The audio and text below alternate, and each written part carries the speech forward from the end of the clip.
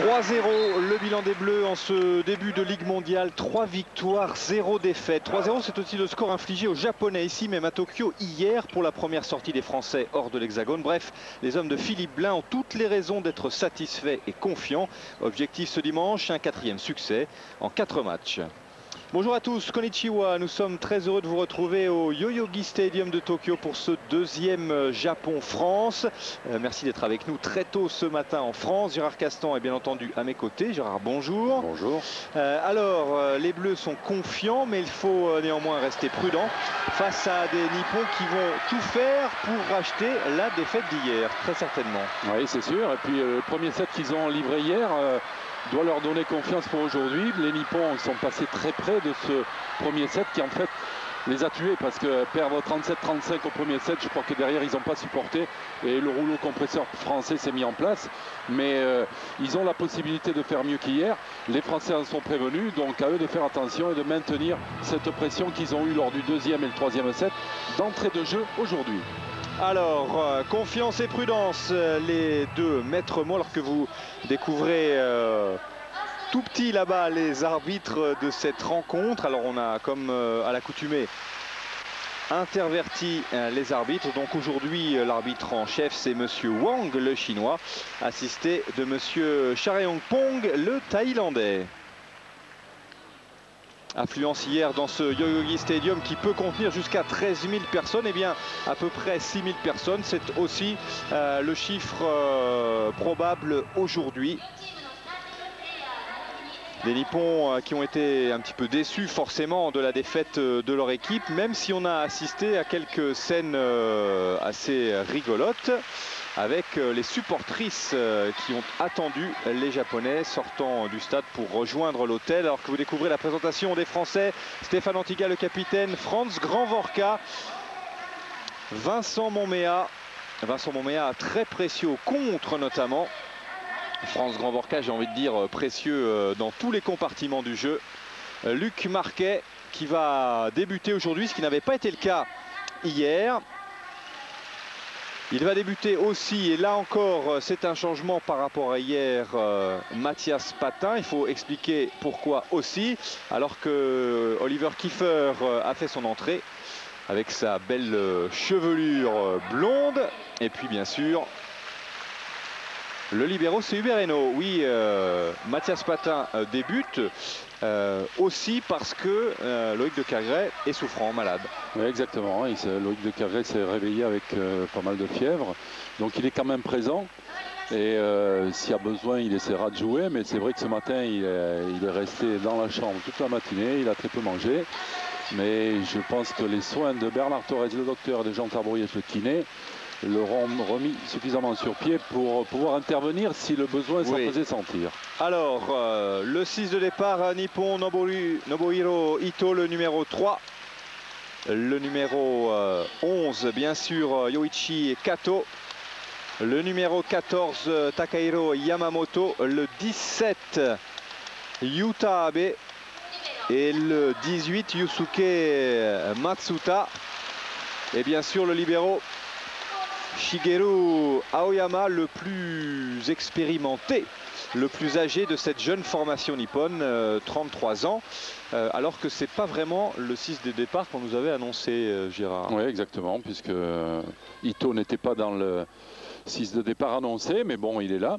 Et le seul changement notable, enfin le gros changement par rapport à hier, c'est le changement de passeur d'entrée, Abe. Yuta Abe qui était rentré juste au 3e set hier et démarre aujourd'hui dans le 6 de départ.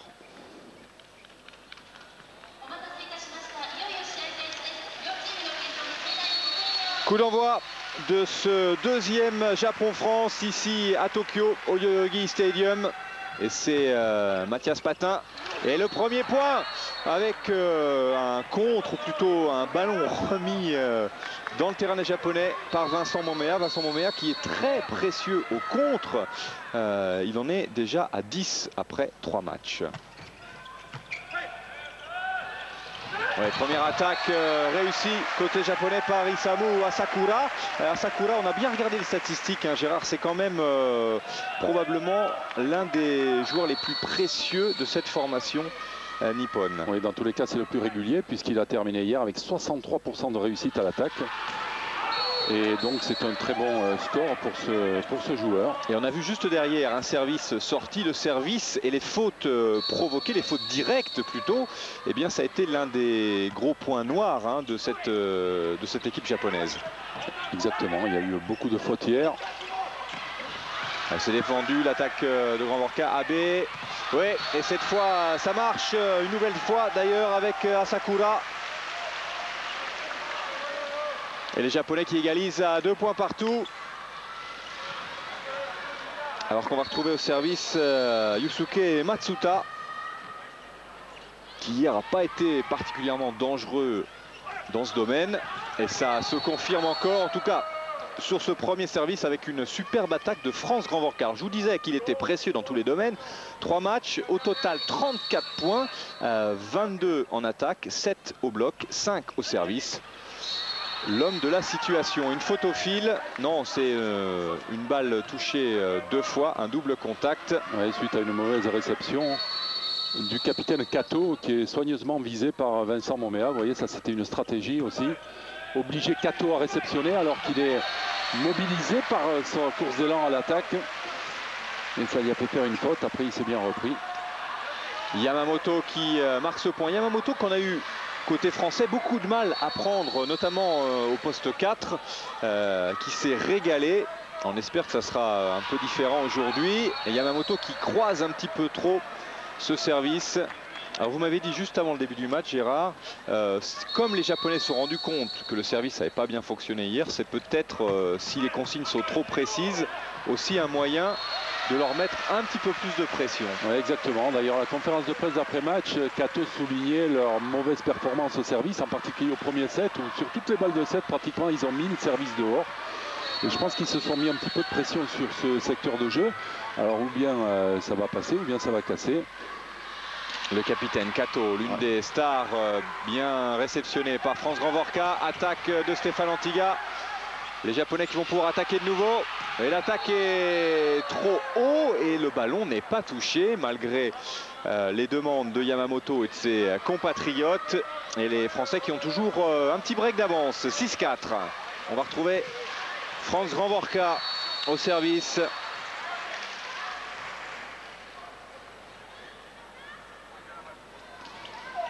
Ouais, dommage. Ballon légèrement trop bas.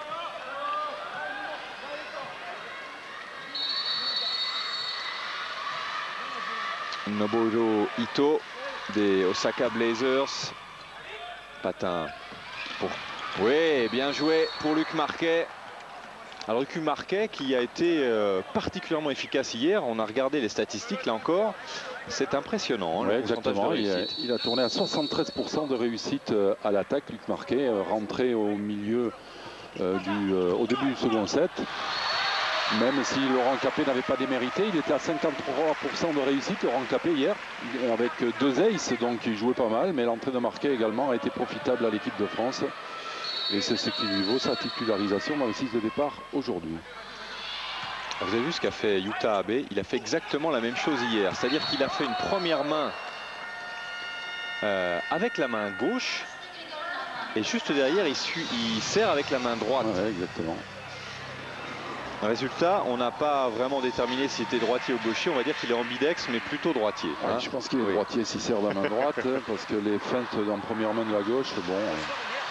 hier c'était pas une feinte, hein, c'était une attaque. Exactement, il a fait une attaque aussi hier, c'est vrai. Là c'était une feinte, mais hier il a attaqué, donc il sait tout faire ce garçon. Voilà, alors puisqu'on vous parlait d'hier et du premier set qui s'est quand même conclu sur le score fleuve de 35-37, 37 pour les Français bien sûr. C'est un nouveau record hein, par rapport à l'année précédente, puisque j'ai regardé un petit peu les statistiques et que le record précédent était détenu par les Américains qui avaient battu les Allemands 3-7-1 et surtout au premier set qui s'était imposé 36-34. Sinon on retrouve l'année dernière une victoire cubaine dans le troisième set face aux Yougoslaves 35-33. Et puis il y avait un 34-32 entre la Grèce et le Venezuela. Alors c'est le nouveau record au niveau des points, mais c'est pas le record au niveau de la durée, puisque ça a duré 34 minutes. Alors que le fameux Allemagne-USA conclu sur 36-34, ça avait duré 40 minutes tout de même. Voilà pour les amoureux de statistiques. On espère que le record ne sera pas battu aujourd'hui, hein, Gérard. 7 en 25, ça suffit. 2 points d'avance pour les Français. Mathias Patin vient de servir. Attaque au centre qui fait mouche côté japonais. Ouais, avec une réception parfaite d'Aoyama, le libéraux. Donc je pense que les Français seraient plus inspirés s'ils évitaient ce joueur qui est un plateau en réception. Oui, qui est le plus expérimenté, qui est maintenant au poste de libéraux, un poste qu'il n'a quasiment jamais occupé dans l'équipe nationale du Japon. C'est l'un des anciens et c'est le seul qui nous a vraiment fait rire pendant la conférence de presse, parce que une question d'une des journalistes japonaises disait mais vous vous trouvez pas un peu trop vieux par rapport aux autres? Il a 33 ans. Il dit mais non, non, non, ça va, on communique. Mais les jeunes ont encore pas mal de choses à apprendre. Abe. Kato, c'est défendu par Stéphane Antiga. Bien joué de la part de Vincent Monméa. Ouais. Et pourquoi un coup de sifflet? Faute de filet. Faute de filet de France Gravois. Dommage. Antiga avait encore une fois relevé le ballon. Extraordinaire en défense, Stéphane Antiga, le voilà. Ouais, et notre ami Matsuta qui nous remet un ballon dans le filet. Stéphane Antiga qui a dévalisé les boutiques d'électronique hier. Ah oui, il a ramené quelques souvenirs. Oh, la réception. C'est pas fini. Oh non, non, non, non, non, c'est trop dommage. Oliver Kiefer a pas osé frapper ce ballon. Ouais, beaucoup de réussite de la part des Japonais. Regardez, il fait un espèce de contre en relevant les bras. Kato, et finalement il fait le point. Les Français un petit peu statiques. Attention à ne pas se laisser endormir. Oui, les Japonais ont un petit point de retard simplement. 9-10, bien servi. Ça retrouve directement le camp japonais. Ce ballon contré dehors et les Japonais qui égalisent à 10 partout. Ouais, un petit peu de réussite sur le point d'avant, et vous voyez tout de suite derrière il y a 2 points d'écart et voilà les Japonais à égalité 10 partout. Ça les fait sourire. Enfin, ils auraient tort de ne pas être satisfaits. On va retrouver les Japonais au service, toujours avec Yamamoto. Et de nouveau trop croisés. Et de nouveau les Français avec un petit avantage. Un petit point. Luc Marquet au service. Abe, on joue rapidement. Patin, Marquet. Oui, ce ballon est touché. Et point pour l'équipe de France qui, de nouveau, se crée un petit break d'avance. 12-10.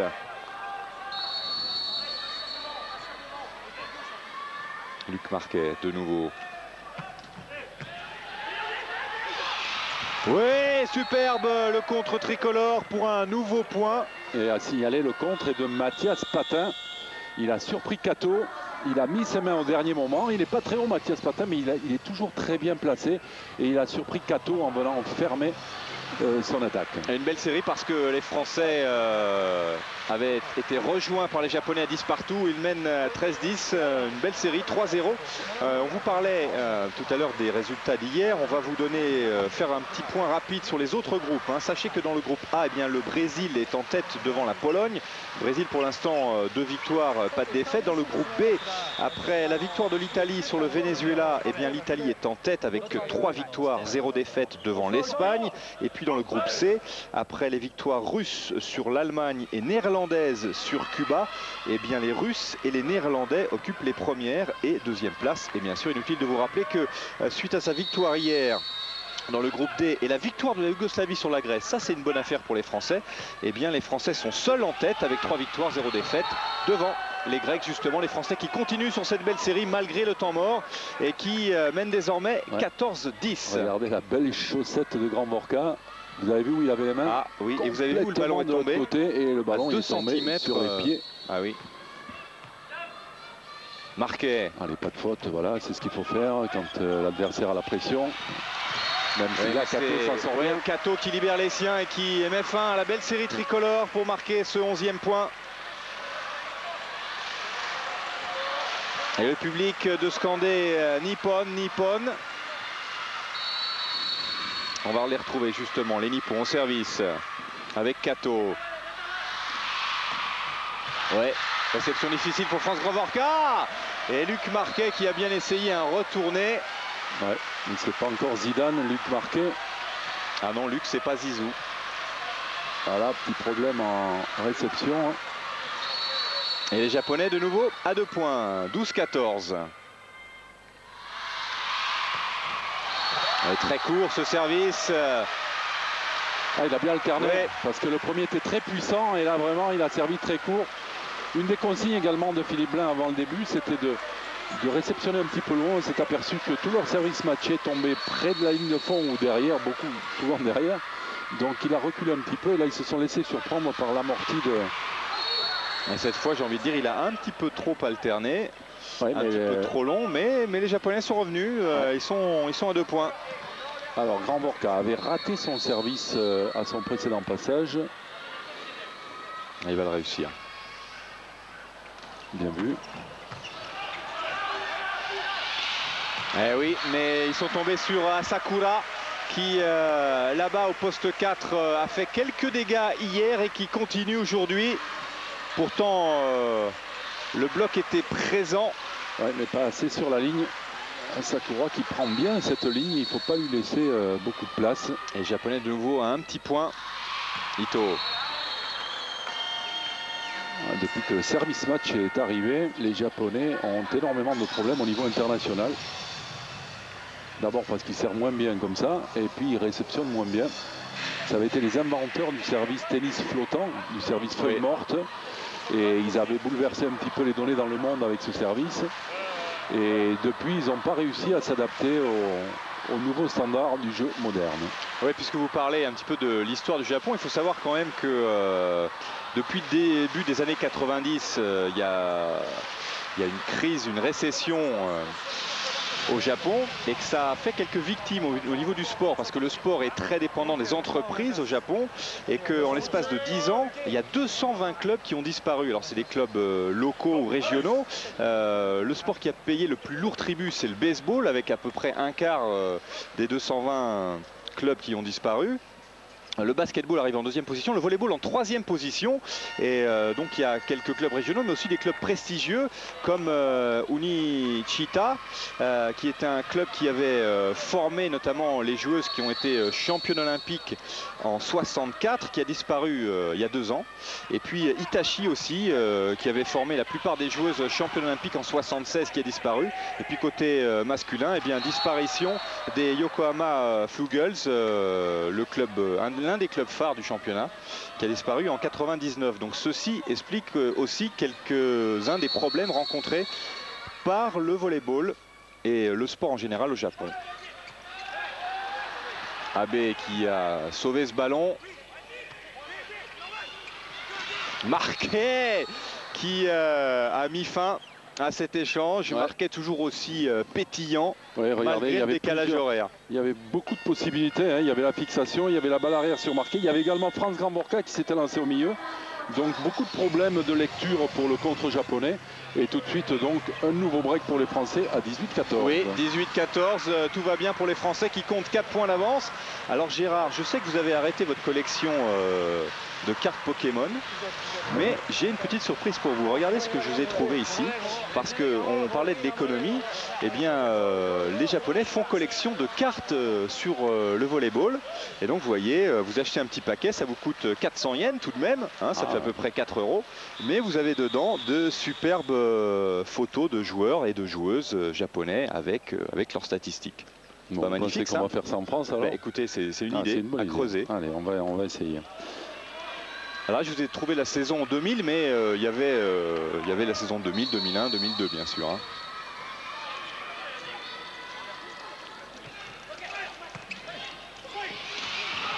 Ouh, cette attaque est nettement trop haut. Il a cherché les mains à Sakura. On en parlait parce qu'il avait peu de déchets. Mais là, Là, c'est dans les nuages. Et résultat, eh bien, les Français vont de mieux en mieux puisqu'ils comptent désormais 5 points d'avance à 19-14. Bref, une belle possibilité d'empocher la première manche. Ouais, avec de bons services de Oliver Kiefer. La volonté de Philippe Blain, il leur a dit, c'était de servir sur Cato pour bloquer un petit peu ses courts élans et parce qu'il est peut-être un petit peu plus fébrile dans ce secteur de jeu. Vous voyez, encore une fois, c'est Cato qui est servi. Et là, derrière, on redéfend et on va jouer au centre. Gromvorka, c'est freiné aussi. Et les Japonais qui vont pouvoir attaquer de nouveau avec Abe, toujours sur Yamamoto, c'est défendu. Mathias Patin pour Stéphane Antiga. Superbe échange. Cato qui fait la passe pour celui qui vient de rentrer, Morishige. Et une première main de Patin, c'est pas terminé. Avec Kiefer qui sauve ce ballon. Antiga. Yamamoto contré. Et les Français qui concluent ce superbe échange. Psychologiquement, c'est important. Et c'est l'échange, sinon le plus beau, en tout cas le plus long et le plus séduisant. Ouais, bien joué de la part des deux équipes. On a vu du beau volleyball, on a vu de belles défenses bien maîtrisées. Un jeu où il n'y avait pas de faute. Et d'ailleurs, ça s'est conclu avec un contre-gagnant de la part des Français. Le contre est toujours là. Oui, ça revient. Cato qui essayait de jouer en finesse la pression à... Ouais, en fait, les Français mettent la pression sur les Japonais. Vous avez vu, ils freinent les ballons, ils relancent, ils redonnent, ils ne font pas de faute. Et finalement, c'est les Japonais qu'on pousse à la faute et qui se retrouvent à 21. Oui, dans une situation bien inconfortable. Rappelez-vous, les Français et Japonais étaient à égalité à 10 partout. On se retrouve à 21-14, c'est-à-dire que en l'espace de quelques minutes, les Français ont marqué 11 points, les Japonais 4 simplement. Toujours Kiefer au service. Yamamoto, c'est toujours freiné. Ah, si on trouve des solutions sur Yamamoto, ça va être compliqué pour les Japonais. Hein. La preuve. Des Japonais qui, en tout cas, ne pêchent jamais par... manque de combativité. Oui, manque d'engagement. Et toujours Kiefer, pas de faute. Regardez l'engagement, vous en parliez. Le joueur qui fait le tour du poteau. Mais il y en a un qui un de chaque côté, mais ils se sont tamponnés de l'autre côté. Kiefer qui attendait le coup de sifflet de monsieur l'arbitre. Et ça défend toujours côté français. Usami, Yamamoto. Out. Oui. Ouais. Toujours cette pression des Français. Ils relancent, le ballon n'arrive pas à tomber par terre. Là, c'est une défense de Gromvorka. Et de nouveau, une faute de Yamamoto. Et les Français dans une position très favorable à 23-14 pour remporter cette première manche. Kiefer, il va voir ses stats au service monter parce que ça fait un moment qu'il y est. Hein. Et regardez, ça défend toujours. Gromvorka. Yamamoto qui fait la passe. Morishige contré, ça revient. Oui. Le ballon qui a été contré par le filet en fait. Et résultat, eh bien, les Français qui obtiennent leur première balle de 7. C'est incroyable la série au service de Kiefer. On regardera un petit peu sur la feuille de rotation. Mais je ne sais pas si ça fait pas 10 à 11 points qu'il est au service. Ah, il n'est pas fatigué. Hein. Morishige. Cette fois c'est bon. La première balle de 7 sauvée par les Japonais. Mais il y en aura d'autres pour l'équipe de France.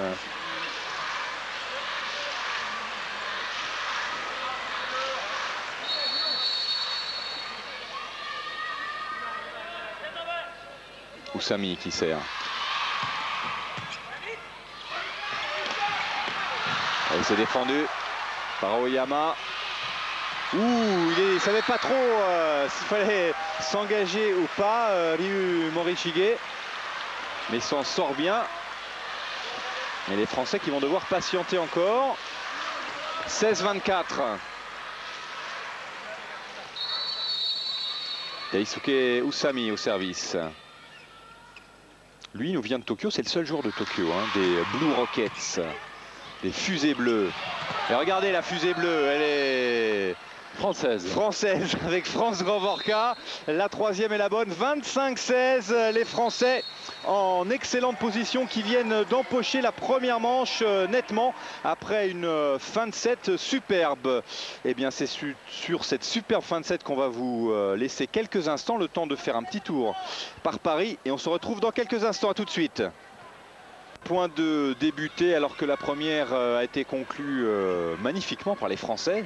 Les Français et Japonais qui se sont retrouvés dos à dos après une belle série japonaise à 10 partout. Et puis les Français qui ont vraiment marqué la plus grande partie des points pour s'imposer relativement facilement lors de cette première manche et mener donc 1-7 à rien. 25-16, c'est le score de cette première manche. Mais alors que je regardais la composition de l'équipe, petite modification encore du côté japonais avec le changement de passeur. Yuta Abe a fait les frais de la défaite du premier set pour laisser sa place à celui qui avait joué le début du match hier. Et le premier point sera français de nouveau. Alors c'est vrai qu'on en parlait juste avant le début du match, comme quoi l'angle avec lequel on regarde les choses peut changer l'appréciation, parce que je vous disais, mais les Japonais, ça fait leur 4e match, ils n'arrêtent pas de changer tout le temps, ils ont du mal à trouver des automatismes, et vous me disiez à juste titre, c'est le cas des Français aussi. Alors les Français, quand ça change et que ça gagne, on trouve qu'ils sont complémentaires. Les Japonais, quand ça change et que ça perd, on se dit qu'ils n'arrivent pas à trouver l'équilibre. Exactement. C'est tout le talent des entraîneurs de savoir s'il faut changer ou pas changer, et dans tous les cas, ce talent il est confirmé par la victoire ou la défaite. De toute façon, il n'y a que ceux qui gagnent qui ont raison. Et pour l'instant, c'est Philippe Blain qui a raison. Oui. Blain et les Bleus. Et regardez le superbe contre. Il faut dire que les Français avaient la main mise sur l'échange. Les Japonais étaient en difficulté. Ouais, bien joué l'orientation de Franz Gamborka. On l'a vu sur ce ralenti. Il tourne ses mains vers l'intérieur du terrain. Les Français qui ont fait les frais. Oui, qui débute idéalement ce set et qui mène 3-0. Kato contré. Il y a du soutien. Nouvelle attaque, Yamamoto contré de nouveau. Et 4-0, déjà un temps mort de demander. Dans tous les cas, la stratégie de servir sur Kato est la bonne. Philippe Blain avait insisté ce matin au briefing d'avant-match et je crois qu'il a bien fait. Alors puisque vous parliez de ce matin, ça tombe bien. En arrivant ici, les gens de Fuji TV nous ont dit mais les Français ne sont pas venus s'entraîner ce matin, c'est parce que vous êtes sûr de gagner. Dit non, non, pas du tout, c'est parce que les Français avec le décalage horaire avaient besoin d'un petit peu de sommeil, donc il y avait un petit déjeuner prévu à 8h30. Et vous savez ce qu'il y avait au programme du petit déjeuner ce matin, forcément, puisque vous y étiez, Gérard. Il y avait des frites à 8h30 du matin. Il faut dire qu'on a un interprète charmant, mais qui parfois fait quelques petites erreurs, et notamment, il avait confondu frites avec fruits. Alors c'est vrai qu'en français, on avait... Moi, j'avais jamais remarqué que ces deux mots étaient si proches l'un de l'autre, mais c'est vrai. Et donc, au lieu d'avoir des fruits, on a eu des frites. Je pensais qu'à 8h30 le matin, c'est quand même assez étrange. Après cela, les Français ont fait une petite promenade, puis le travail vidéo. Puis de nouveau un lunch où là, à 10h30, là c'était un peu plus conventionnel. Et puis les voici sur le terrain et pour l'instant ça se passe très bien. Il mène 5-0.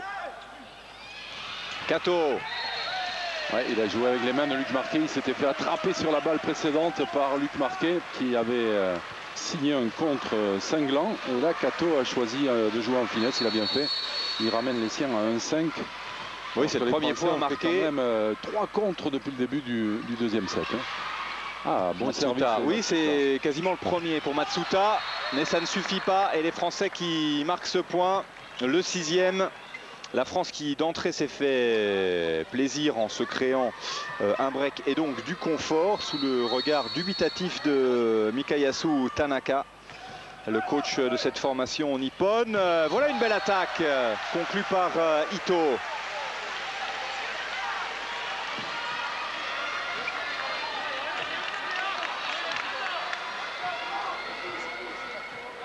En gros plan, Nobuhiro Ito. 24 ans, 2 mètres. Les Osaka Blazers. Franz Gamborka s'est défendu par Aoyama. Ouais, une faute du filet. Oui. Heureusement, parce qu'Aoyama avait fait une superbe défense. Heureusement pour les Français. Il est quand même très bon en récepte défense. Regardez le plateau en réception. Ouh. Ah, il la voulait. Il voulait la réussir cette attaque. Oui, surtout que la stratégie avait placé Mathias Patin à gauche en essayant de renforcer le contre de l'autre côté du terrain. Mais le passeur, Oussami, a bien orienté le jeu pour son attaquant vedette et Yamamoto. Oui, Yamamoto qui a énormément de ballons, hein. C'est ce qu'on regardait sur les statistiques. Bon, il a pas mal de déchets aussi. Mais c'est vraiment le joueur, le go-to player, celui qu'on sollicite le plus régulièrement. Ouh! Petite rébellion côté Nippon. C'est vrai que ça leur a pas vraiment plu d'être mené 5-0. Et là, ils sont en train de revenir. Ils sont revenus à 3 points déjà. C'est un début. 4-7. Alors qu'on va retrouver Yoichi Kato, le capitaine, au service. Patin. Renvorka. C'est défendu par Aoyama. Ouais, la passe n'était pas très conventionnelle, non, mais bon. Pas pu attaquer, mais il y a le contre derrière. Bloc à 3 sur Luc Marquet. Et les Japonais qui reviennent à 2 points. 5-7.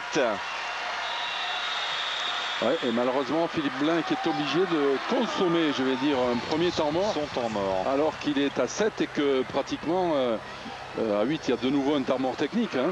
Mais oui. Là, la remontée des... On était à 7-2, je crois. Hein. Donc la remontée des... Exactement, on était à 6-1, 7-2. Il est obligé de l'arrêter. Je vous parlais tout à l'heure des supportrices, parce que c'est vrai que sur les 6000 un peu plus spectateurs présents ici, il doit y en avoir 5000, ce sont des jeunes femmes, dont certaines attendaient les joueurs à la sortie hier, et dont certaines ont fait le parcours jusqu'à l'hôtel pour être prises en photo avec les Français, notamment Jean-Charles Monneret, qui a eu la chance d'être pris plusieurs fois en photo. Oui, c'est sûr que c'est le plus grand joueur, et ça doit impressionner les Japonais. Les 2,10 m de Jean-Charles Monneret. Alors toujours Kato au service. Renvorka à la réception. Oui, une passe rapide au centre pour Oliver Kiefer. C'est pas terminé. Non, c'est une belle série et surtout un superbe travail de la part des Japonais en ce moment. Les Français qui se sont un petit peu trop endormis sur leur laurier après une belle entame de deuxième set. Et après avoir mené 5-0, il n'y a plus qu'un petit point d'écart. 6-7. C'est Tanaka qui est content et le public aussi. Kato bien sûr toujours au service. Ouais. Voilà, le temps mort technique arrive, heureusement pour les Français, qui a été sur une mauvaise série. Et puis c'était une bonne série du côté japonais quand même, avec de belles défenses d'Aoyama et une belle réussite à l'attaque sur toutes les relances qu'ils ont eues, où ils ont conclu presque systématiquement.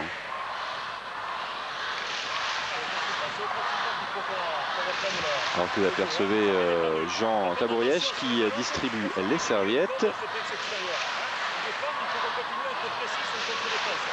Le public qui encourage les joueurs, alors qu'on a vu que la télé japonaise Fuji TV avait placé un petit micro HF sur Tanaka.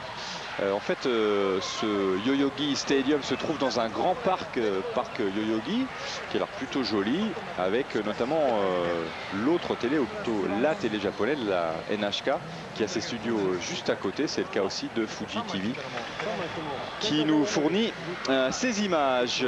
Alors, je vous rappelle que si vous nous rejoignez, c'est vrai qu'il est tôt ce matin en France, début d'après-midi à Tokyo.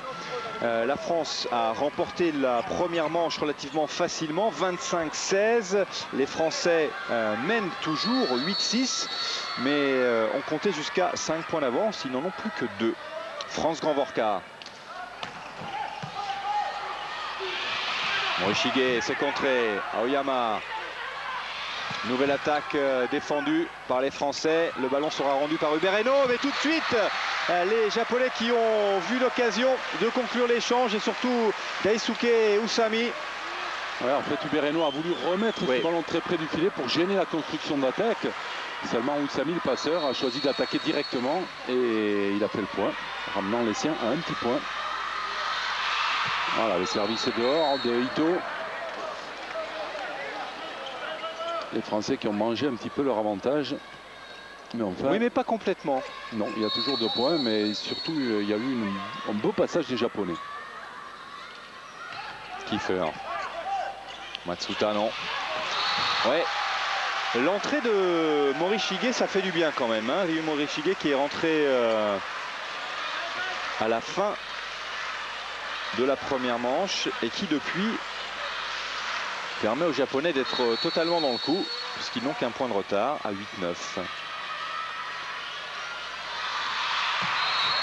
Il y a toujours énormément de déchets. D'ailleurs, c'était la statistique hein.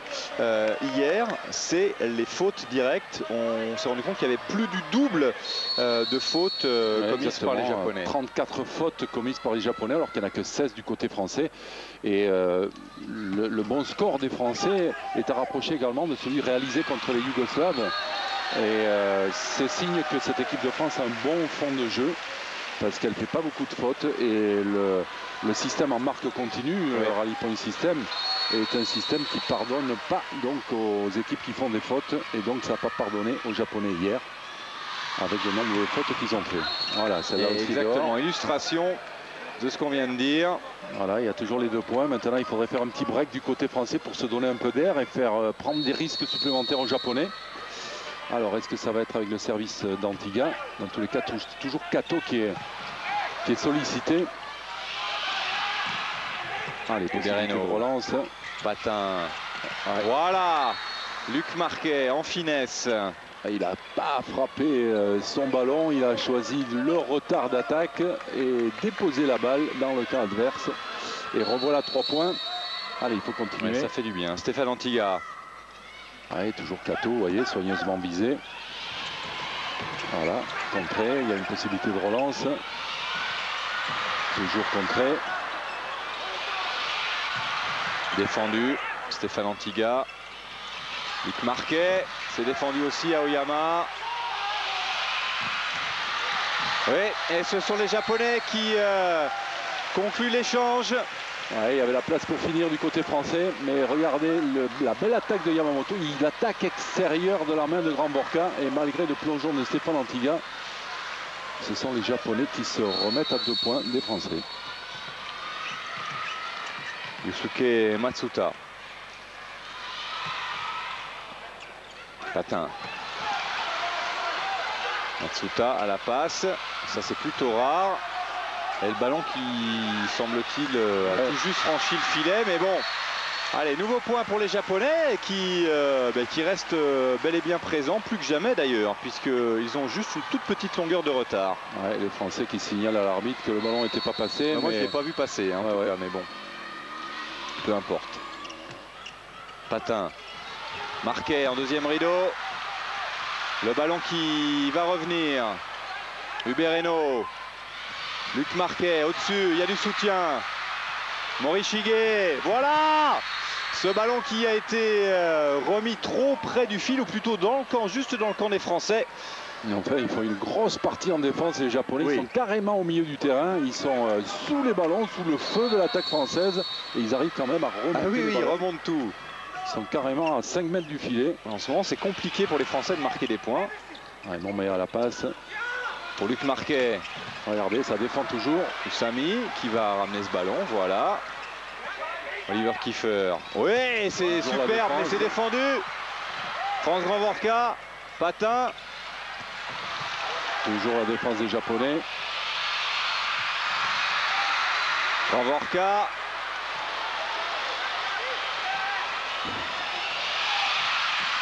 Et oui, c'est quand même incroyable.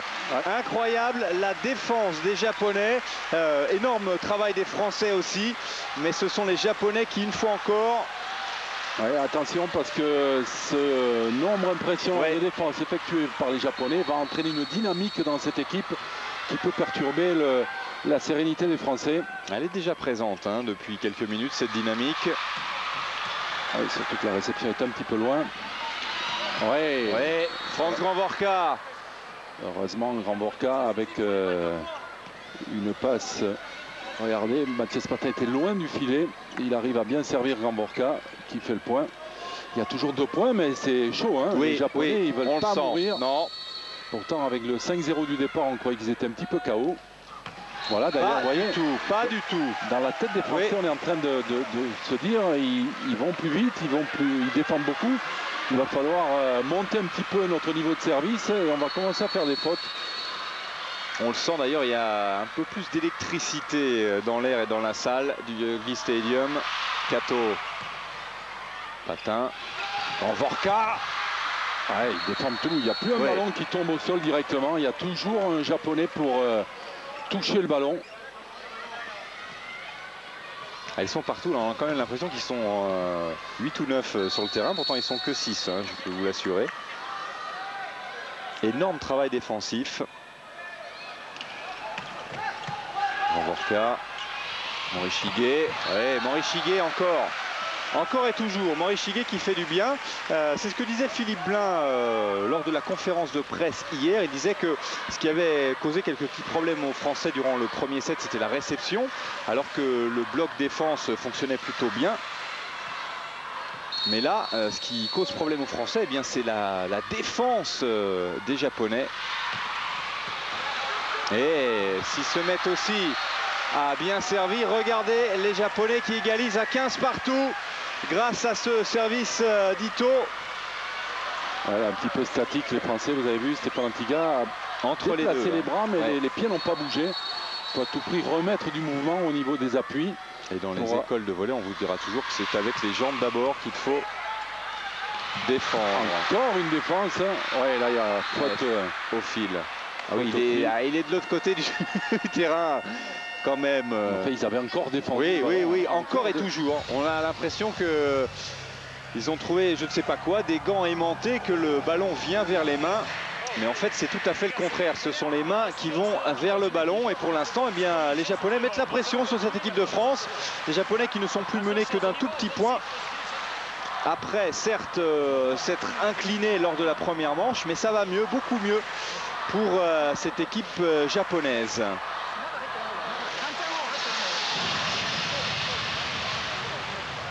D'ailleurs, on voit apparaître quelques sourires.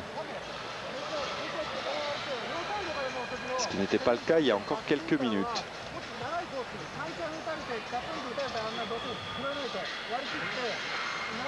En grande conversation avec ses joueurs, Mikiyasu Tanaka, assisté de Kazutomo Yoneyama.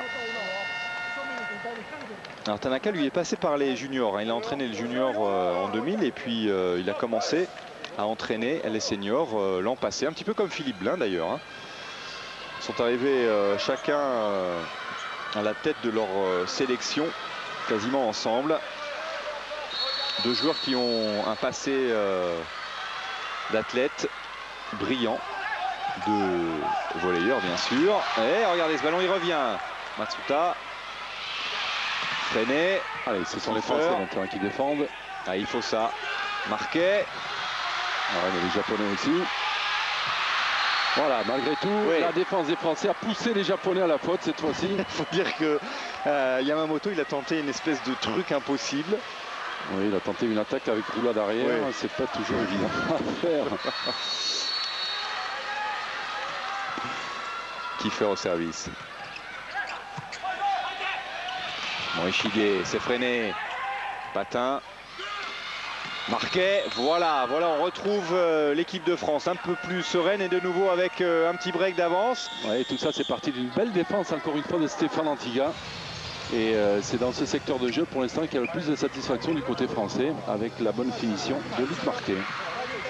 Et plus 3 pour l'équipe de France, 18-15, c'est bien parce que il y a encore quelques instants, eh bien, les deux équipes étaient à égalité, 15 partout. C'est d'autant mieux qu'on se rapproche de la fin de cette deuxième manche, Gérard. Ah oui, surtout que c'est important de remporter ce set. Évidemment, tous les sets sont importants, mais psychologiquement, arriver à mener 2-0 après avoir gagné le premier match, je suis sûr que les Japonais feraient grise mine. Oui, parce que c'est peut-être l'élément qui revenait le plus lors de la conférence de presse, c'est ce qu'ils appellent le spirit, l'esprit, l'état d'esprit. Ils ont surtout parlé de ça, en disant que l'état d'esprit était bon de l'équipe japonaise lors de la première manche, mais qu'il ne l'était plus lors des manches suivantes. Donc le psychologique est peut-être encore plus important pour les Japonais que pour les autres. Yamamoto qui attaque une belle ligne. Oui, regardez. Il y a Stéphane Antiga en face.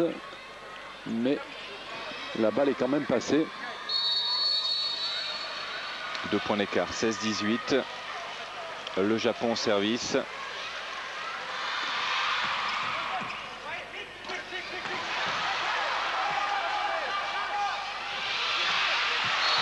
Ouais, de nouveau. Ouais, toujours cette ligne de Yamamoto. Il faut à tout prix que Stéphane Antiga aille contrer un petit peu plus près de la mire. Regardez, il a dû laisser un espace. Et oui, il ne faut pas grand-chose. Hein. Il y a 40 cm, mais ça suffit. Yamamoto, actuellement, avec cette ligne, pose des problèmes à la défense française. Et les revoilà un point. 17-18.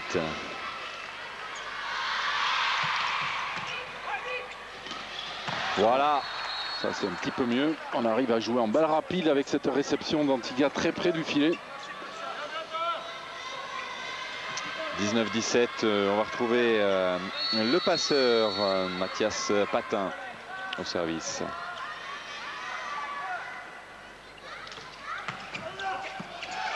Réception un petit peu difficile. Oui, superbe contre. Vincent Moméa. Ah, celui-là, il fait du bien. Hein. Oui, oui, oui. Énormément de bien. Il arrive vraiment pile poil. D'autant qu'il est sur notre ami Yamamoto. Si on peut le faire douter un peu, ce serait pas plus mal. 20-17. Oui, surtout que vous voyez, il est sollicité. Attaque. Dehors, mais elle est touchée.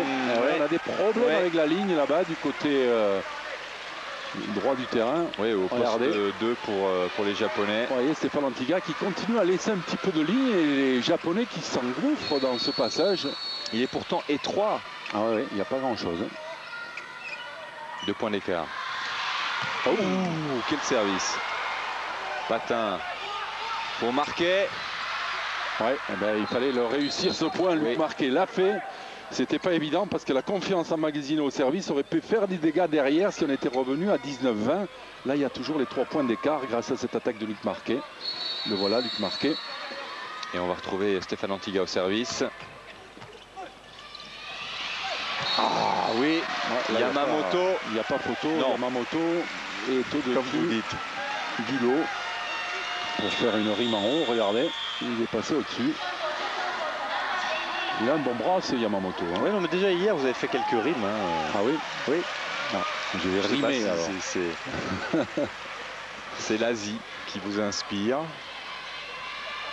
Alors 21-19, attention, maintenant on est dans le money time, il faut à tout prix serrer le jeu, c'est le moment de montrer que le fond de jeu des Français est plus important que celui des Japonais.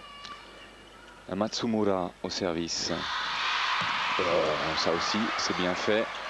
Dans Vorka, voilà, avec les mains du contre, un point précieux à 22-19. Ouais, celui-là est important parce qu'il y avait les 2 meilleurs contreurs en face de lui, Ito et Yamamoto, et Grand Vorka, ça en est quand même sorti. Alors qu'on retrouve Vincent Moméa, très court, c'est bien fait. Ouais, mais ça n'a pas trompé les Japonais. En tout cas, ils sont sortis de ce piège avec la finition signée Ito. Une balle un petit peu grattée, donc qui, au lieu de partir droit, avait un effet rétro et était très courte. Ouais, là, celle-là, elle n'est pas grattée. Hein. La pression, c'est sûr que avec le service, ils auraient pu recoller à 22-21 et là, ils sont à 23-20. Alors pas de faute du côté français. Il n'y a que 2 attaquants au filet du côté japonais, donc bonne lecture du contre. Voilà, Luc Marquet, fait pas de faute. Kato, c'est freiné. Oui. Bereno qui est obligé de faire la passe. Ouais, Luc Marquet qui fait énormément de bien à cette équipe de France, comme ça avait été le cas hier. Il est là dans les moments décisifs et grâce à cette attaque, alors qu'on va effectuer un petit changement, un grand changement, le plus petit un grand changement qui sort pour le plus grand. Ouais. Voilà, Mathias Patin qui laisse sa place à Jean-Charles Monneret, le voilà avec son numéro 6. Oui, et sa nouvelle barbe et sa... il a carrément assuré, mais il a posé des problèmes. Kato, le contre juste dehors. La première balle de 7-0 est sauvée par les Japonais qui ne sont plus menés que à 21-24. Alors on refait notre changement dans le sens inverse. ses patins et ses 1,85 m qui remplacent les 2,10 m de JC. Alors prise de risque ou pas? On va voir. Kato, le capitaine. Ouais, bien joué. Marquet, c'est défendu par Aoyama. Yamamoto, oui. Allez, une de sauvée. Oui, ça fait la deuxième de sauver déjà. Et ils l'ont pas volé, hein, parce que la défense est superbe. Et parce qu'il faut aller le chercher ce ballon. Hein. Regardez, Oneyama. Il faut aller le chercher parce que l'attaque de Marquet est belle. Mais Aoyama nous a proposé une défense encore plus belle. Philippe Blanc a pris son temps mort. Alors, deux explications à ça. D'abord, couper un petit peu le service. Donc, si le service est un petit peu plus arrondi, on va approcher la balle du filet. Et puis, on va préparer la combinaison pendant le temps mort. Et donc, on va essayer de terminer là, ce qui serait bien pour l'équipe de France. Oui. Sinon, on va se mettre un petit peu la pression. Alors, 22, 24. Je vais vous dire les attaquants qu'il y a au filet du côté français. Dites. Mais j'attends qu'ils se placent parce que je ne me rappelle plus de la position. Ils sont en train de se placer. Il y a Mathias Patin qui est au filet. Donc il y a deux attaquants, Oliver Kiefer et Franz Gramborka, plus la 3 mètres de Luc Marquet, plus éventuellement Stéphane Antiga au centre. Voilà, avec Oliver Kiefer au centre pour ce 25e point qu'on attendait tous. 25e point, synonyme de 2 manches à rien. C'est un petit peu le silence au Yoyogi Stadium. Nous, on va faire une pause rapide et puis on se retrouve juste après la pub. À tout de suite. Français qui pour l'instant continuent leur parcours sans faute. On vous rappelle qu'ils ont remporté les 2 premiers matchs face aux champions olympiques, le premier à Paris, le deuxième à Dijon, qu'ils ont remporté hier leur premier match à l'extérieur face à ces mêmes japonais, 3-7 à rien, et que pour l'instant les Français mènent 2-7-0 alors qu'on va débuter cette 3e manche. Gérard, vous avez certainement quelques statistiques à nous proposer. Oui, pour confirmer le bon parcours du contre français. Il y a quand même 8 contres en 2-7 pour l'équipe de France, avec 4 pour le seul Vincent Moméa qui va conforter ses statistiques au contre. Et puis à signaler donc les 3 aces au service pour les Japonais, alors qu'il n'y en a pas du côté français. Peut-être qu'on va essayer de... Voilà, on parlait du contre, regardez, superbe contre de Luc Marquet d'entrée sur Yamamoto. Ça va rafraîchir un petit peu l'ardeur de ce jeune joueur qui fait beaucoup de mal aux Français. Hein. Ça va lui faire baisser la température, ce qui tombe bien parce qu'aujourd'hui il fait encore plus chaud que les jours précédents. Deuxième service un petit peu trop court de Mathias Patin. 1 partout, c'est le score en ce tout début de 3e manche. Alors que pendant la pause, on a eu droit à un petit spectacle. Beaucoup de musique, un petit spectacle utile avec des petits coups de serpillière pour nettoyer le terrain parce que les Français, notamment Luc Marquet, se plaignaient lors de l'arrivée des Français d'un sol très collant, donc des problèmes notamment lorsqu'on veut aller chercher un ballon en plongeant. On nous avait promis de le nettoyer, on vous avait promis, et finalement on l'a pas nettoyé ce sol, mais ça pose pas tant de problèmes que ça aux Français. La preuve, ils ont gagné le premier match hier et sont en train de mener 2-0 et 2-1 surtout dans ce 3e manche. 3-1 maintenant après cette attaque de Luc Marquet.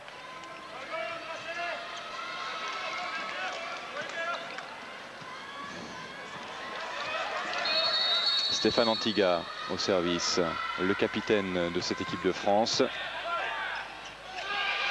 Yamamoto qui attaque dehors, mais ce ballon est touché. Et à propos du capitanat, est-ce que vous avez quelques nouvelles à nous donner sur l'état de santé de Dominique Daquin? On va faire le point lundi en arrivant, puisqu'il rejoint l'équipe à Paris, puisqu'il y a un jour d'entraînement à Paris entre le déplacement au Japon et le déplacement en Grèce. Et donc il s'est soigné toute la semaine au CERS, Dominique Daquin. Et aux dernières nouvelles, ça allait beaucoup mieux au niveau du dos. Maintenant, il faut voir comment il va réagir avec les premiers entraînements de volleyball. Donc le point sera fait lundi. Et lundi, il sera décidé s'il réintègre l'équipe pour partir en Grèce ou bien si c'est encore un petit peu trop tôt. Yamamoto, c'est un nouveau point pour l'attaquant le plus redoutable, ce qui permet aux Japonais de revenir à 1 point. Ils ne sont plus menés que 3-4. Et justement, On va le retrouver au service Takahiro Yamamoto des Panthères d'Osaka. 2,02 m, 23 ans. Ouais, un petit peu derrière. Oui, tout juste. Heureusement pour les Bleus.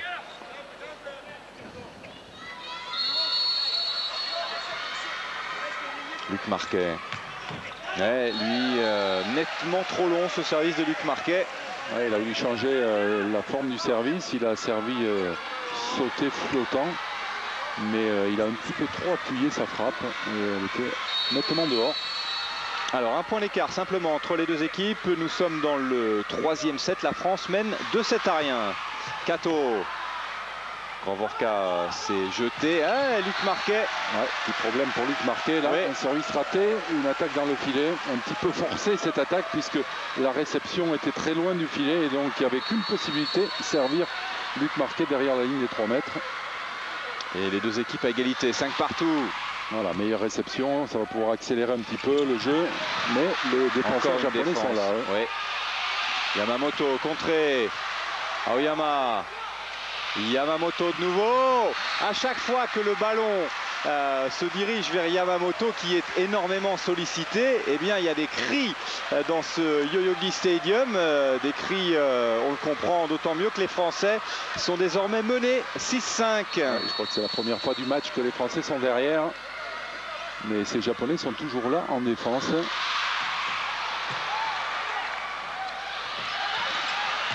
Voilà, Luc Marquet, malgré 3 contreurs, a retardé un petit peu son attaque pour jouer les mains du contre et remettre les Français à égalité. 6 partout. Et on va retrouver Franz Grandvorka au service. Alors que Kiefer est vigilant au filet. Yamamoto, Eno, Patin, Grandvorka, c'est contré. Franz Grandvorka de nouveau. Mathias Patin pour Oliver Kiefer. Voilà. Ouais, bien joué de la part des Français. Des défenses qui permettent de relancer, qui permettent surtout d'attaquer en balle rapide. Et là, les Japonais sont un petit peu moins présents au contre. Vous voyez, ils sautent avec un petit peu de retard sur Oliver Kiefer. Et bien, ils touchent le retard avec un point pour les Français qui repassent devant. Exactement. De nouveau en tête les Français. 7-6. Bon, superbe service de Franz Grandvorka.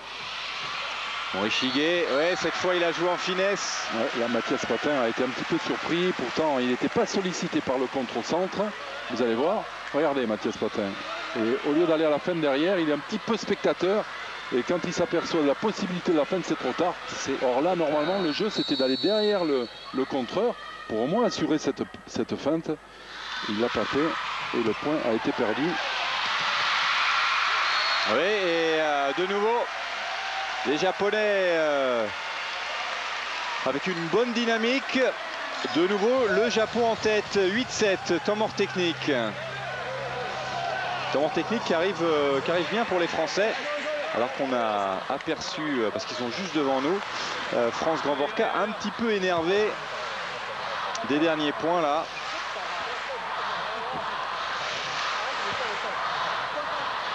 Et regardez le public du Yoyogi Stadium qui a retrouvé le moral.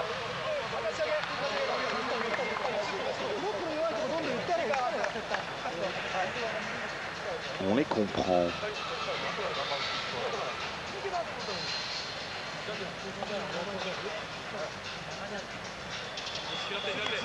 Alors vous voyez en arrière-plan le plus grand des joueurs japonais aujourd'hui. Le numéro 18, Yusuke Matsuta, qui est annoncé à 2,02 m, mais c'est vrai qu'on l'a vu tout à l'heure, alors que vous découvrez ce score qui fait plaisir à cette équipe du Japon. On l'a vu tout à l'heure juste à côté de Yamamoto qui fait aussi 2,02 m, et Matsuta est quand même plus grand, hein. Je pense qu'il fait au moins 2,03 m. Voilà, voilà.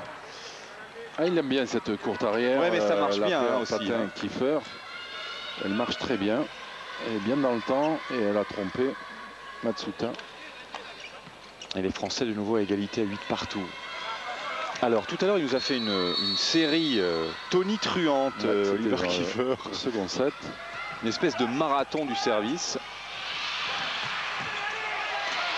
Morishige, Franz Grandvorka. Ah, il peut attaquer. Avec le fil. Usami. Morishige. Ouais, la deuxième attaque de Morishige est la bonne, malgré le bon travail défensif des Français.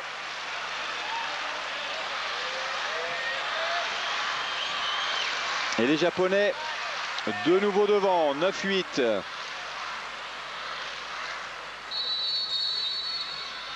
Daisuke Usami.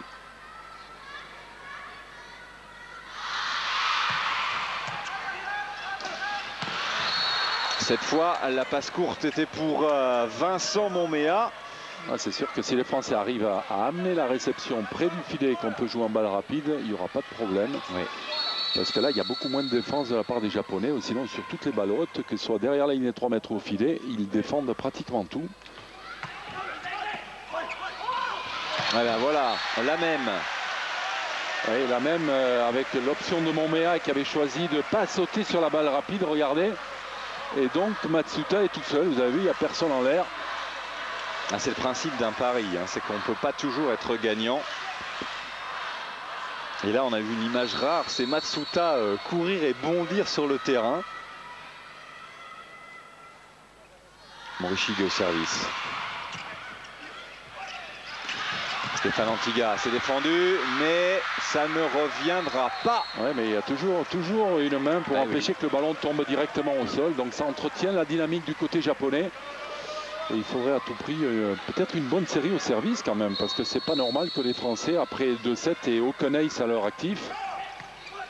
Enfin, ce sont les statistiques qui le disent. Hein.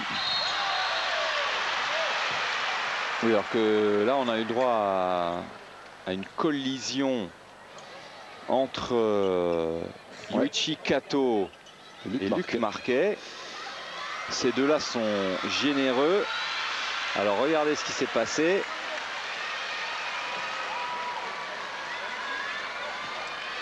En fait, Luc Marquet n'avait pas vu que Kato était tombé juste derrière lui. Petite prise de judo, un sport le point est pour les Japonais quand même, hein. Apprécié au Japon comme en France. Exactement, les Japonais qui sont devant toujours, hein, 11-10. Marquet, c'est défendu. C'est incroyable le sens de la défense du côté japonais. Ils sont allés chercher ce ballon à 5 mètres du filet, les Japonais, pour relever tranquillement cette attaque de Luc Marquet. Regardez où il était, le joueur qui a défendu. Et derrière, l'attaque de Yamamoto. Et voilà, 2 points d'avance. Oui, de façon évidente, flagrante. La dynamique est du côté japonais en ce moment. Premier break de la partie pour les Nippons qui mènent 12-10. Allez, voilà. Il n'y a que là que pour l'instant les Français ne sont pas freinés. Il faut en profiter. En profiter pour revenir avec Vincent Monmea qui attaque dans les 3 mètres sur la ligne. Vincent Monmea qu'on va retrouver justement au service. 11-12. Très court. Eh oui. Voilà, on ne saute plus sur les fixations. Et là, il va falloir quand même au moins jouer en réaction, parce que là, le problème des Français, c'est que dans le jeu en réaction, il faut quand même au moins sauter quand on voit la balle partir. Alors là, il n'y a jamais une main des Français au-dessus du filet quand les Japonais attaquent. Donc il va falloir un petit peu se reconcentrer sur ce secteur de jeu.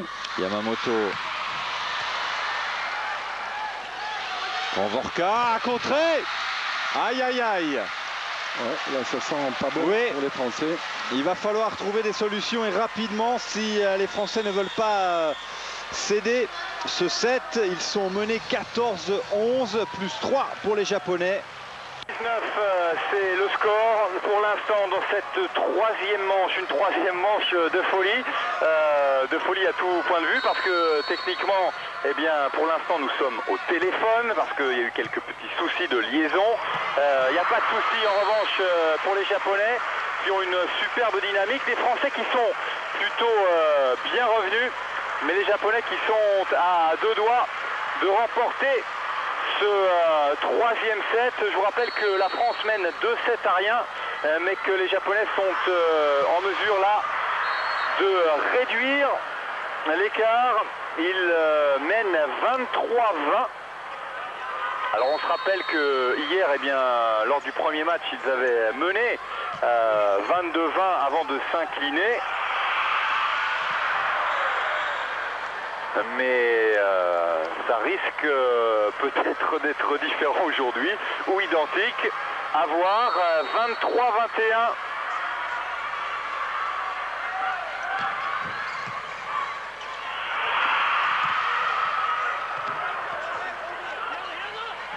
Mathias Patin, Renaud Herp qui est rentré au cours de cette troisième manche. Hubert Hainaut, Mathias Patin, Luc Marquet, tous les ballons sont défendus. Luc Marquet de nouveau. Patin, oui, Stéphane Antiga qui est contré.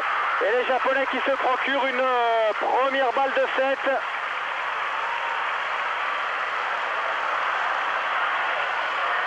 « 24-21 pour le Japon.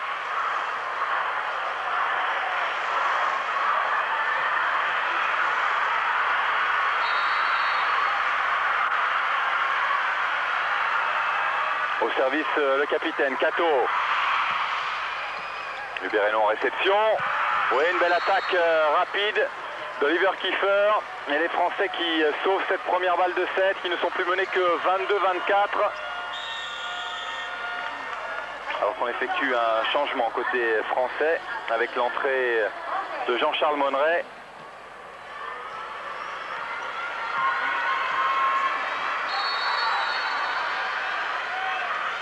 Renaud Herp. Morishige, contré. Et des Français qui ne sont plus menés que d'un point, mais toujours avec cette épée de Damoclès. 24-23.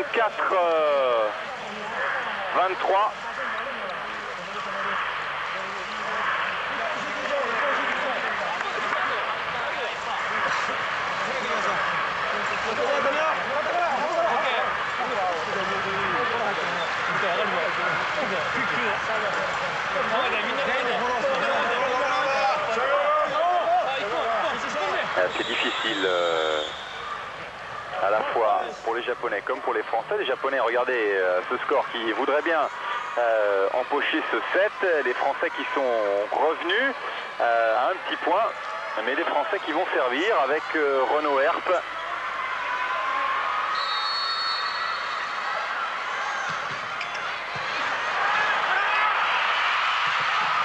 C'est pas terminé, c'est pas terminé. Aïe aïe aïe aïe, Jean-Charles Monneret qui s'est retourné.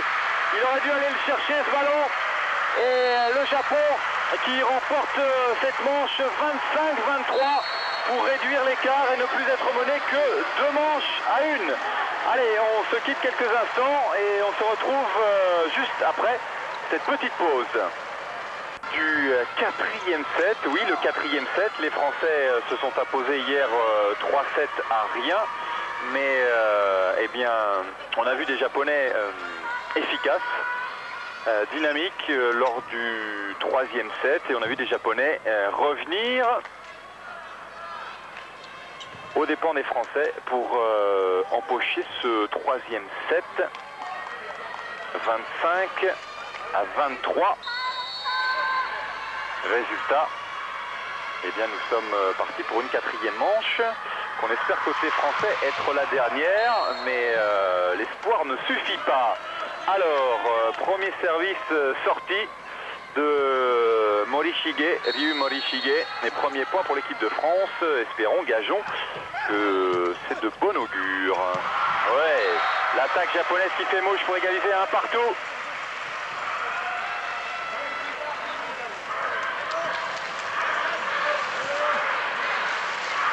Matsuta.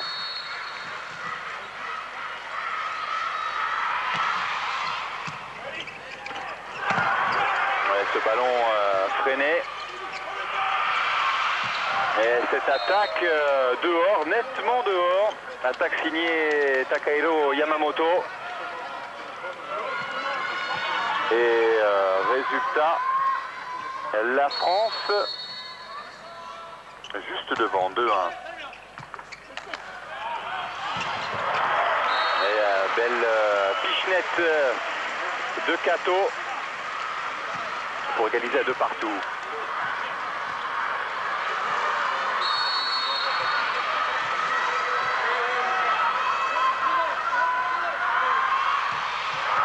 Ouais, et Japonais qui continuent un petit peu lors de ce début de quatrième set sur la même dynamique. Une dynamique qui leur avait permis d'empocher le troisième.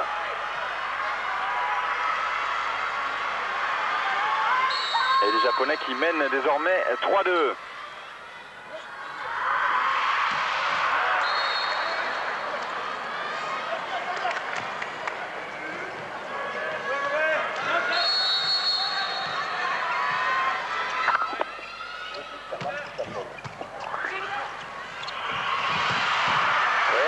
Nouvelle attaque des Japonais qui de nouveau prennent l'avantage, 4-3. Il va falloir trouver des solutions côté français pour enrayer cette dynamique nippone qui pour l'instant est payante pour les Japonais, pour le pays du soleil levant. Patin, Herp, ouais, avec les mains, Renaud Herp pour permettre aux Français d'égaliser à 4 partout.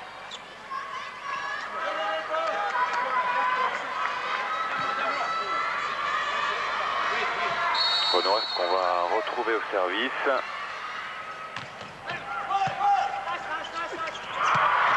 Ouais, l'attaque d'Ito au centre qui marche bien.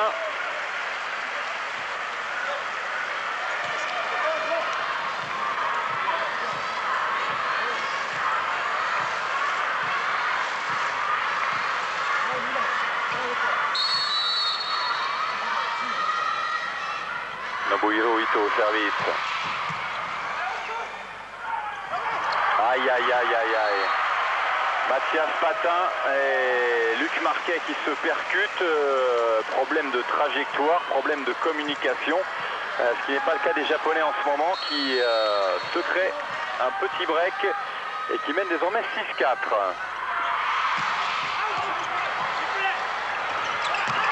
Ouais.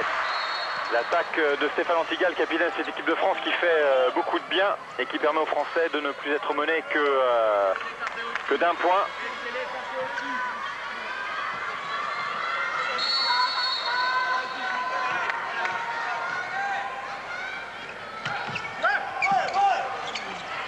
Et voilà un contre précieux qui permet aux Français d'égaliser. Il va falloir que les Français continuent sur cette voie pour reprendre confiance et surtout entamer la confiance des Japonais, irréprochable depuis un set et demi maintenant.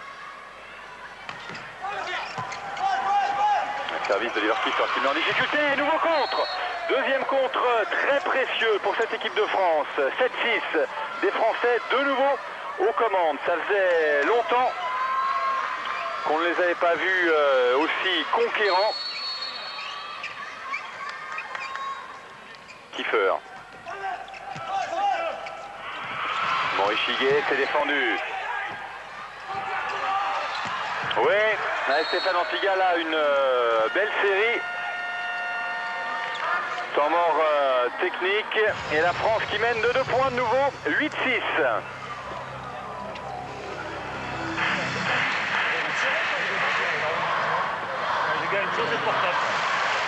Des Français qui reviennent au bon moment, Gérard, avec quelques contres précieux. Oui, exactement, mais en fait ça reste difficile. Le changement de joueur apporté par Philippe Blain avec l'entrée de Renaud Herp a semblé redonner un petit peu d'allant à cette équipe de France. Mais bon, la dynamique pour l'instant est toujours japonaise, même si les Français mènent de 2 points. On sent que depuis en fait le milieu du second set où ils ont commencé à défendre, ça s'est poursuivi derrière. Et le nombre de défenses enregistrées par les Japonais les a placés sur la bonne orbite. Dans tous les cas, ils y sont. Aux Français maintenant de se surpasser pour éteindre le feu des Japonais. Les Japonais qui vont pouvoir retrouver le terrain serein, mais peut-être un tout petit peu moins serein qu'il y a quelques minutes. 2 points de déficit pour le grand Matsuta. Toujours imperturbable Tanaka, le coach nippon. Et au service on retrouve Oliver Kiefer. Morishige, ouais. Nouvelle attaque au poste 4 qui fait mouche. Et les Japonais qui ne sont plus menés que d'un tout petit point, 7-8.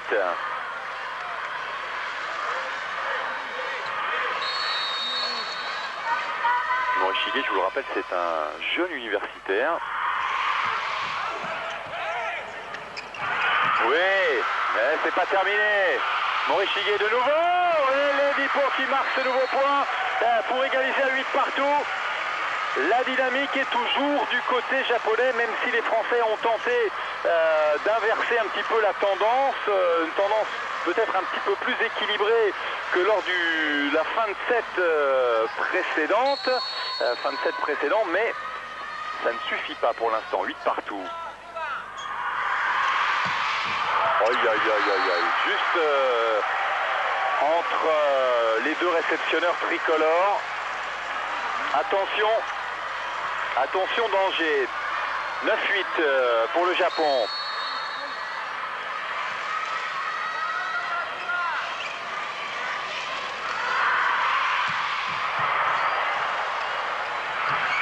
Marquet, voilà, avec le contre pour égaliser à 9 partout.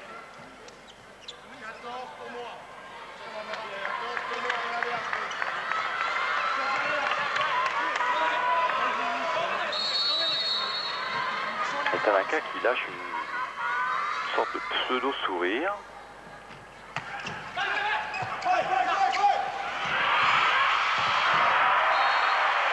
Yamamoto de nouveau. Les Japonais qui mènent 19. Cette fois, Yamamoto n'a pas cherché la ligne, il a cherché le centre, il a trouvé le contre, mais un contre qui malheureusement a sorti ce ballon. Morishige qui a pris des risques. Ça faisait longtemps, là encore, que nos amis nippons n'avaient pas manqué de service. 10 partout entre les deux équipes. La dernière fois que les deux équipes étaient à 10 partout, ça a plutôt réussi au tricolore. On s'est défendu.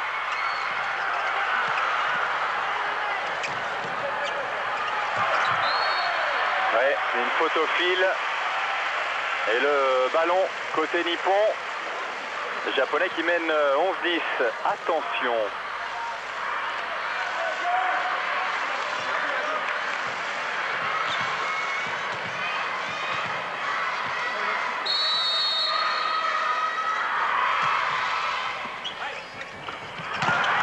C'est encore freiné. Un ballon qui va encore revenir.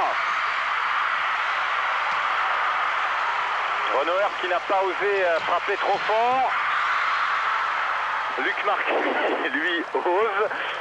Et ça fait du bien. Ça fait un petit peu d'air pour les Français. Surtout, ça fait une nouvelle égalisation à 11 partout.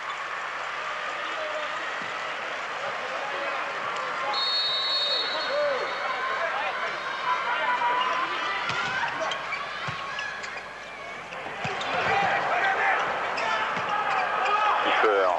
Oui, pour... ce ballon, c'est pas terminé. Renaud Herp en deux temps. Ça revient avec Kato, contré. Et peut-être va-t-il revenir ce ballon? Non. Ah, ces Japonais sont diaboliques. Ils défendent tous les ballons. Ils maintiennent cet élan, cette dynamique.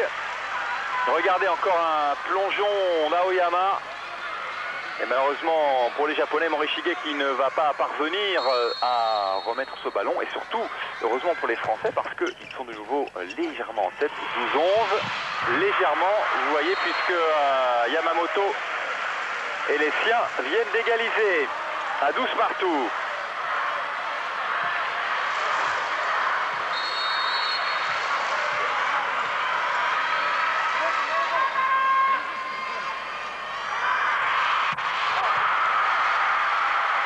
Excellent service de Takahiro Yamamoto.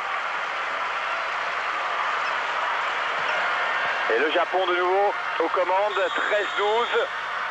Alors que côté tricolore, eh bien, on va effectuer un autre changement. C'est la rentrée de Frangolacci, Sébastien Frangolacci, le Parisien, à la place de Renaud Herp.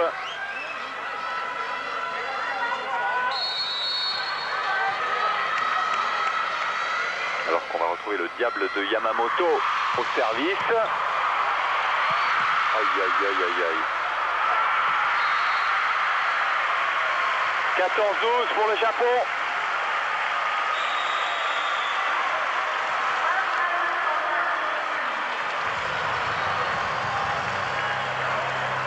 14-12, c'est loin d'être gagné pour les Français, Gérard. Oui, exactement. On parlait de la dynamique, elle est toujours japonaise, mais il faudrait que les Français s'appuient un petit peu sur leur point fort, qui sont habituellement la réception et le service. Pour l'instant, les réceptions sont assez approximatives, ne permettant pas à Mathias Patin d'avoir des ballons près du filet pour tromper le contre japonais. Et puis surtout au service, on est en manque d'ace. Il n'y a pas un ace depuis le début de la partie. Alors certes, on ne fait pas de faute, mais en mettant pas en difficulté les Japonais, finalement, on se pose des problèmes puisque eux arrivent à orienter le jeu, à accélérer le jeu et donc à rester sur cette dynamique positive qui les propulse avec 2 points d'avance à 14-12 dans ce 4e set si important.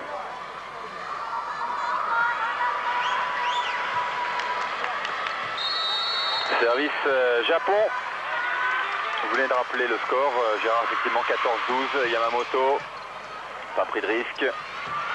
Marquet, contré, heureusement, juste dehors, heureusement pour les Bleus.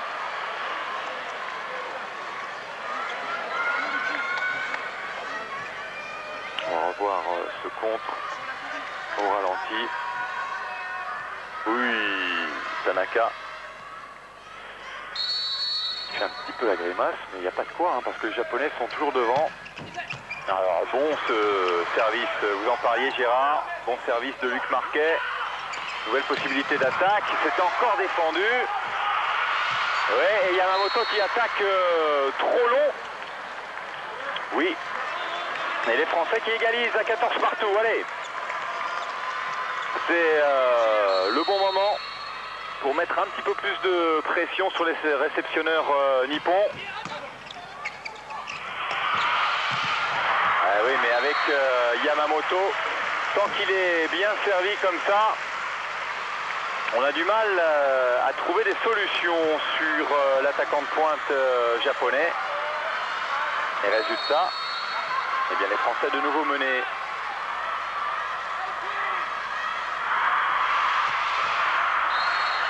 Kato dans le filet pour une égalisation à 15 partout. Égalisation française.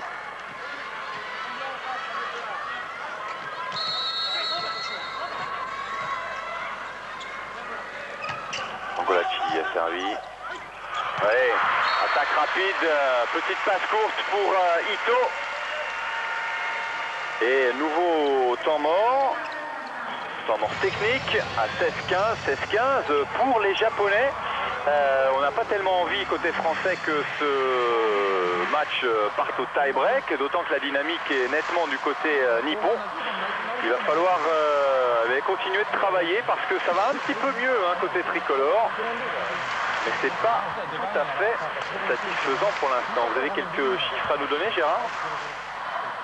Non, la confirmation là, de la domination actuelle au niveau du service des Japonais avec 5 cases et beaucoup de mise en difficulté par leur mise en jeu, alors que le contre qui est dominé depuis les 2 premiers sets par les Français, ils avaient réussi 8 points au contre dans les 2 premiers sets, on en est qu'à 11, après donc on en est au milieu du 4e, donc ce qui veut dire la baisse de régime énorme du contre français et qui a remis en fait les Japonais sur les rails.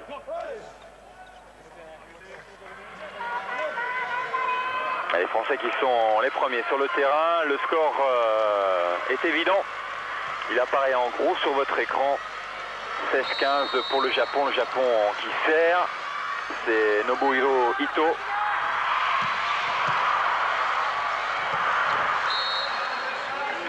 Et voilà une attaque efficace côté français pour l'égalisation à 16 partout, mais c'est clair que l'ambiance est plutôt tendue en ce moment côté bleu.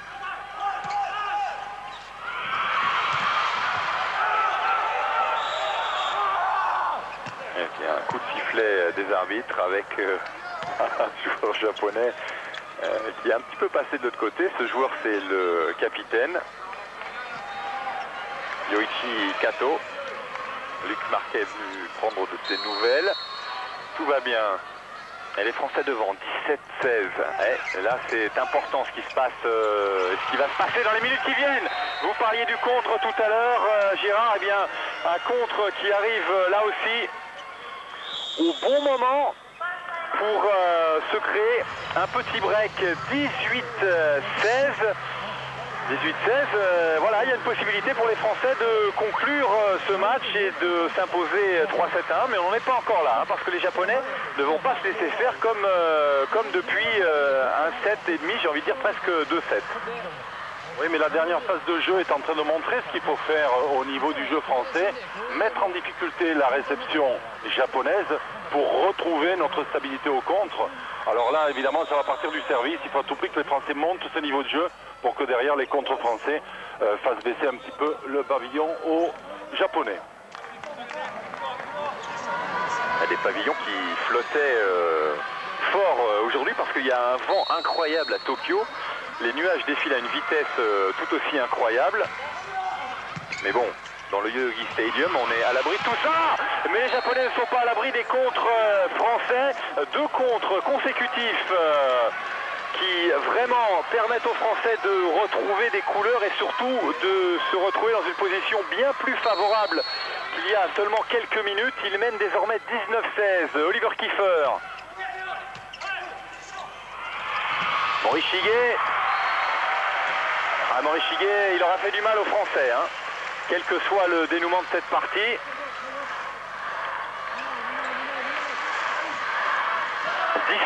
17-19 ». Les Japonais à 2 points derrière l'équipe de France. L'équipe de France qui mène 2-7-1 après avoir cédé le 3e set 25-23.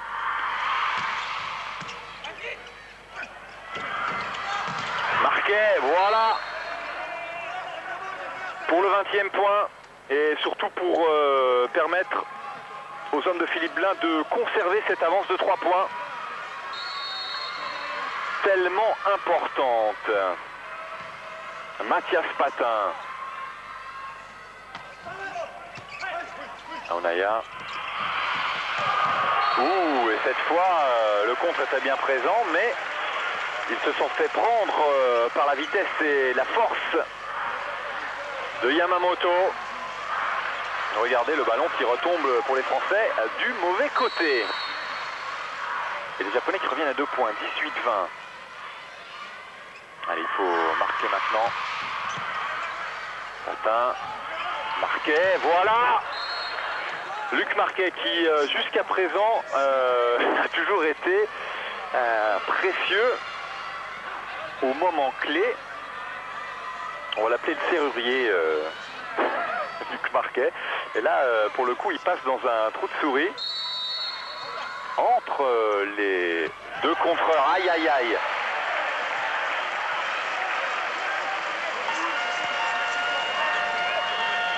On va effectuer un changement côté japonais. C'est Masano Matamura qui rentre. 1m90. Lui nous vient des Kanawa Planets. 2 points d'écart entre les 2 formations. Attention parce que tout à l'heure, lors de sa rentrée, Matamura, il a quand même fait quelques services impressionnants. Ah bah celui-là, il est aussi impressionnant. Ça fait rire Gérard. Il est aussi impressionnant. En tout cas, nous, ça nous plaît. 22-19. Comme quoi, les entrées se suivent, mais ne se ressemblent pas forcément. Kato au-dessus, mais dehors. Et voilà que ça recommence à sourire, de sourire pour les Français. 19-23. Ben écoutez, pour l'instant, ils sont en train de se sortir d'un piège et d'un étau qui se resserrait. C'est bien de les voir aussi confortablement placés. Oui, en fait, ils sont revenus par leur point fort, hein, le contre, qui était aux abonnés absents pendant pratiquement un set. Là, il y a eu 2 ou 3 contre cinglants qui sont venus freiner un petit peu les ardeurs des Japonais. Maintenant, c'est pas encore terminé parce que malgré les 4 points d'avance, on sent cette équipe de France un petit peu fragilisée par la défense et la ténacité de ces Japonais. Et donc, c'est pas encore terminé. Il faut à tout prix réussir de bons services pour que le contre ou la défense des Français termine le travail. Ah, vous parliez d'abonnés absents, heureusement que le téléphone fonctionne, Gérard. Alors, Vincent Montméa au service, c'est court, mais ça retombe du bon côté. Oh, et ça c'est trop long. Et ça c'est trop long et ce n'est pas touché. Ça donne une balle de match aux Français. 24-19 pour l'équipe de France. La première balle de match pour réussir le sans faute et retourner au pays avec 4 victoires en 4 matchs, dont 2 ici à Tokyo. Yamamoto qui retarde l'échéance pour marquer le 20e point nippon à 20-24. Et on va retrouver au service justement Takahiro Yamamoto.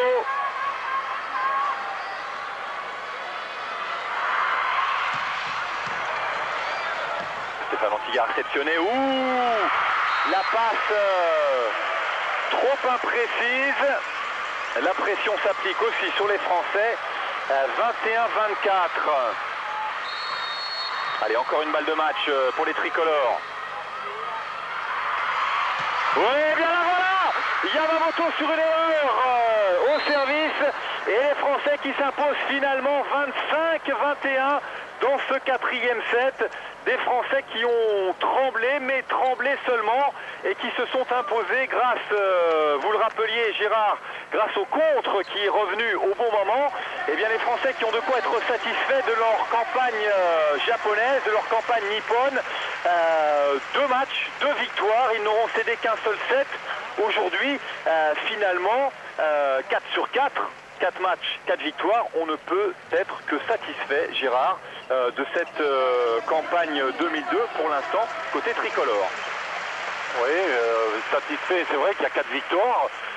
La manière un petit peu moins aujourd'hui parce qu'il y a eu un gros passage à vide pendant le 7,5. Heureusement que les joueurs ont trouvé les ressources pour revenir au moment important. Et donc c'est bien aussi pour la confiance du groupe de savoir que même lorsqu'on est en difficulté, on a les moyens de revenir. Philippe Blain s'est servi de différents joueurs pour essayer de repositionner son 6. Il y est parvenu, ça aussi c'est bon pour la confiance. Maintenant, place au match en Grèce la semaine prochaine. Il y a 2 matchs importants. Toute victoire en Grèce rapprocherait les Français d'une place en poule finale. Oui, puisque vous en parliez, eh bien le prochain rendez-vous, ça sera aussi sur l'antenne d'Eurosport, bien sûr, vendredi 12 juillet, Grèce-France à Lamia, à suivre en direct sur notre antenne. C'était Gérard Castan et Patrice Dumont à Tokyo. On vous dit sayonara et à dans une semaine en Grèce. Bye bye.